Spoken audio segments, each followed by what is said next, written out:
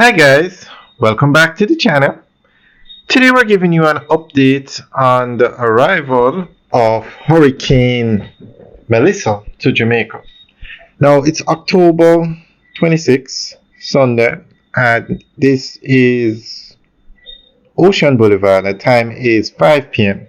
So you can see some wind picking up down here. To the left is the Kingston Harbor, and the hurricane is going to be coming from the south over Jamaica, heading towards the north. So it's going to come ashore on the south coast, which is where we are, and go across the island and off the north coast and head towards Cuba.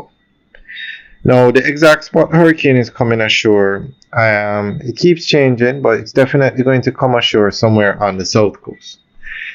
Alright guys, we're just giving you an update as to what's happening out here. We will keep giving you updates until the hurricane passes. And even after, we will give you updates of the aftermath of the hurricane. Alright guys, enjoy the tour. Remember to like, share, and subscribe. Have a good day.